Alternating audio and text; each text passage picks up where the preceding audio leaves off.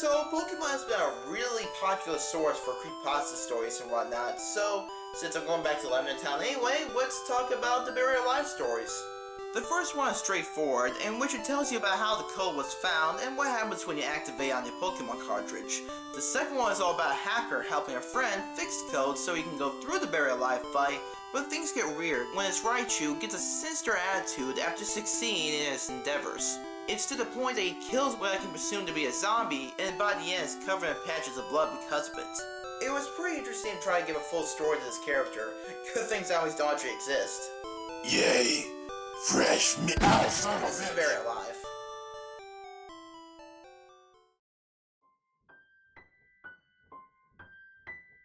The Buried Alive model, often referred to its code as the Buryman script, was to be found on the final story of the Pokemon Tower, and what has now been replaced with the Mohawk Ghost. According to the scripts assigned to it, the Buried Alive model was intended to be the boss of the tower. Once reaching the top floor, the following conversation would have taken place. You're here, I'm trapped, and I'm lonely. So very lonely. Won't you join me? After this, the battle would have been initiated. Once in battle view, the Buried Alive model appears to be a decaying human corpse attempting to crawl out of the ground.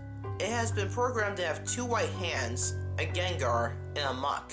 Strangely enough, a protocol for the Buried Alive's actions after it was defeated were not written. In the case of the player defeating him, the game would freeze. However, a specific ending was written by an unknown programmer upon losing the battle. In this ending, the Buried Alive was to have stated, "Finally, fresh meat," followed by several lines of gibberish. He was to have then dragged the player character into the ground surrounding him. The scene would finish with a typical game over screen. However, in the background, an image of the Buried Alive character devouring the player was to have been shown. Especially strange are the protocols for after this scene. The cartridge was to download this image to the small internal memory contained in the Game Boy, overriding the telescreen that normally accompanied a Game Boy turning on. Instead, whenever it was started, the player will review this image as the sound file Staticmesh.wav was played. The intended purpose for this effect, unlike many of the other factors leaning towards Lavender Town syndrome, is unknown.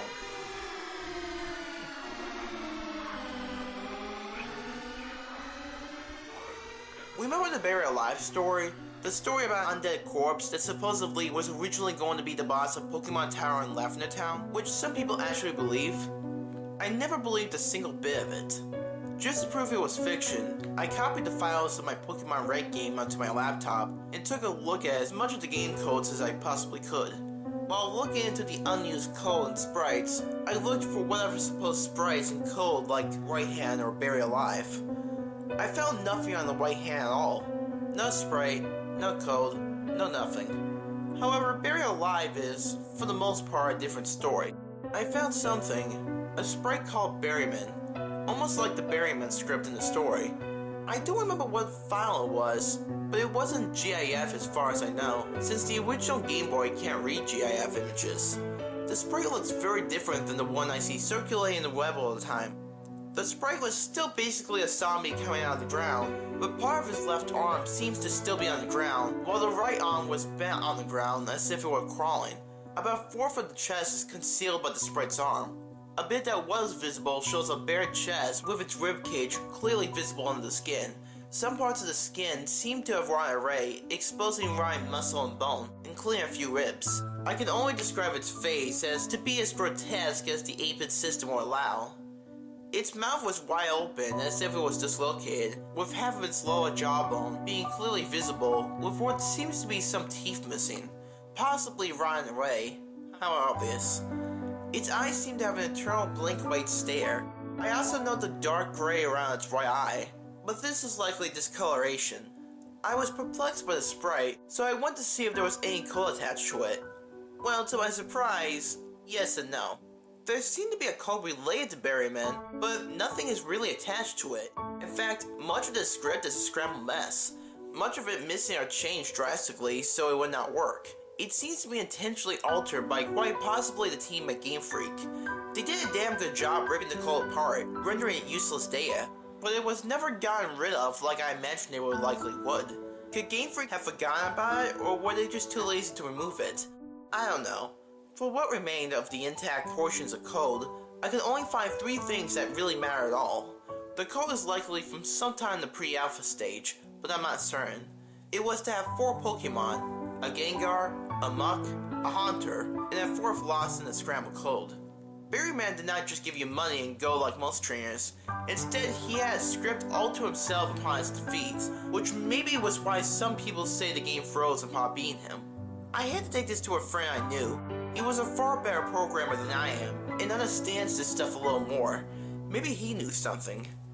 The next morning I ran over to my friend's house, just a couple blocks away, laptop in hand, and knocked on the door in my usual furious manner. He opened the door a good 2 minutes after I knocked twice, likely because he was busy with World of Warcraft.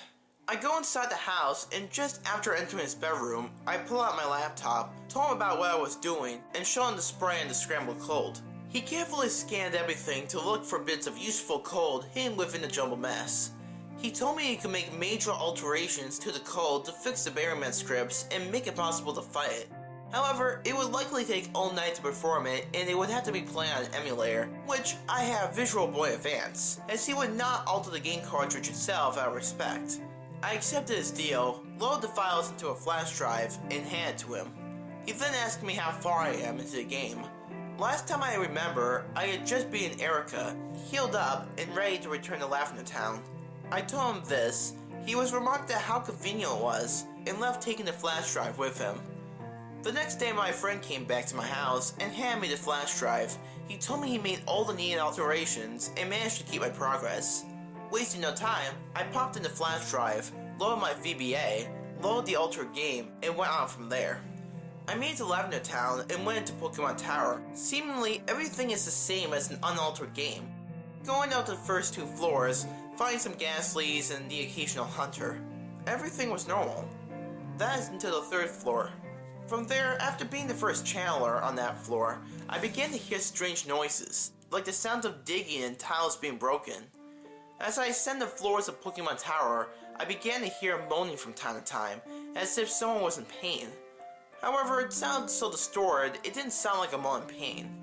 From there, everything was normal until I got fairly close to where I would fight the dead Mohawk. From here I could hear growling and snarling, which is funny because I don't see a spray of anything. So I take a couple steps to where I would normally fight the Mohawk, and suddenly I stopped in my tracks. I hear an aggressive screech and enter what seemed to be a trainer battle, only the encounter tone was distorted, as well as the music that played during a trainer battle. Buryman wants to fight, the text box says.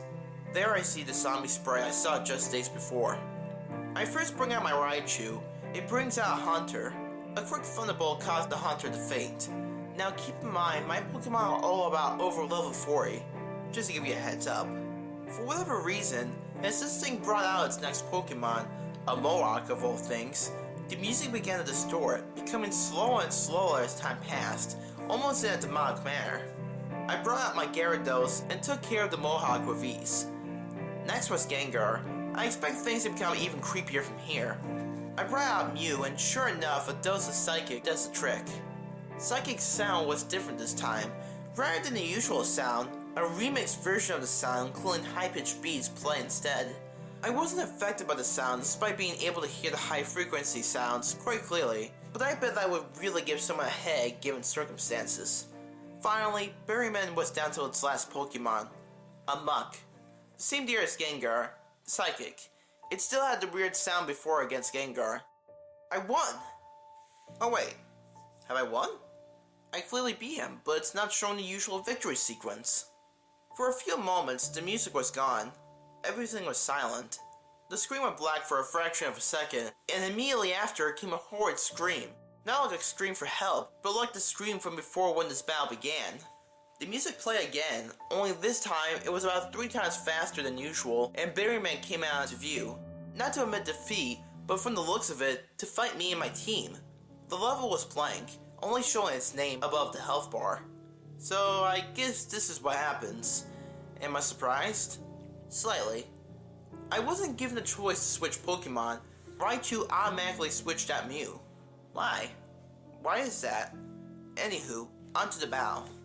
I had yet to test out a new move I taught Raichu and Celadon, Thunder, and this odd occasion seemed like the opportune time to test it out. As such, I select Thunder. By now I expected something creepy to happen. The Thunder animation plays as normal. The Buryman's health dropped little by little, all the way down to 1 hit point. The screen goes black for a frame, and I'm instantly back in the overworld. I take 2 steps back automatically as the overworld sprite of Buryman slowly crawled towards me. The sprite was bald and had dark patches all over its body, and from the looks of it, its legs were torn off. Raichu suddenly appeared in front of me, and in between me and Buryman. A text box appears reading, "Get over here, you Ryan son of a..."